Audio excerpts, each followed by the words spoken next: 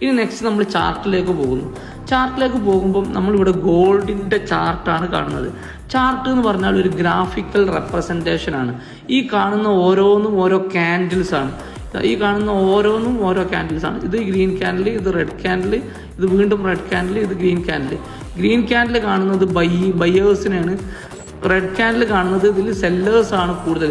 ഈ ക്യാൻഡിലിൻ്റെ സമയത്ത് സെല്ലേഴ്സാണ്. ഒരു ക്യാൻഡിൽ എന്ന് പറഞ്ഞു കഴിഞ്ഞാൽ, ഒരു ക്യാൻഡിൽ അത് ചെറുതായാലും വലുതായാലും ഒരു ക്യാൻഡിൽ എന്ന് പറഞ്ഞു കഴിഞ്ഞാൽ ഒരു സ്പെസിഫിക് ടൈം പീരീഡിൽ, ശ്രദ്ധിക്കണം, ഒരു സ്പെസിഫിക് ടൈം പീരീഡ്, ഇപ്പോൾ ഉള്ളത് M1 മിനിറ്റിലാണ്.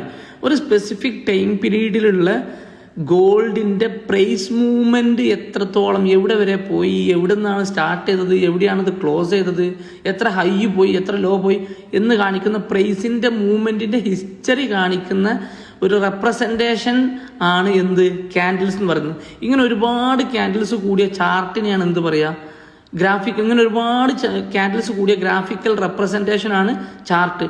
ചാർട്ടിൻ്റെ എക്സിൽ കണ്ടോ, താഴെ 21 ജാനുവരി കണ്ടോ, ഈ കോഡ്സിൻ്റെ ഇതിനൊക്കെ തൊട്ട് മേലെ ആയിട്ട് കണ്ടോ ഡേറ്റ്സും ടൈമും. ഇത് എക്സ് ആക്സിസ് എന്നാ പറയുക, അതിൽ കംപ്ലീറ്റ് ഡേറ്റും ടൈമുമാണ് ഉണ്ടാവുക. ഇവിടെ വൈ ആക്സിസിൽ കംപ്ലീറ്റ് എന്താണുള്ളത്, മാർക്കറ്റിൻ്റെ പ്രൈസാണ്, ഇപ്പോഴത്തെ ലൈവ് പ്രൈസാണ്.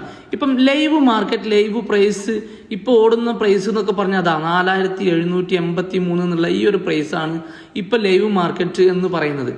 ഇത്രയും കാര്യങ്ങൾ നിങ്ങൾ എന്തായാലും നോട്ട് ചെയ്യണം. അതിനുശേഷം ഇനി നമ്മൾ പോകാൻ പോകുന്നത് ടൈമിനാണ്.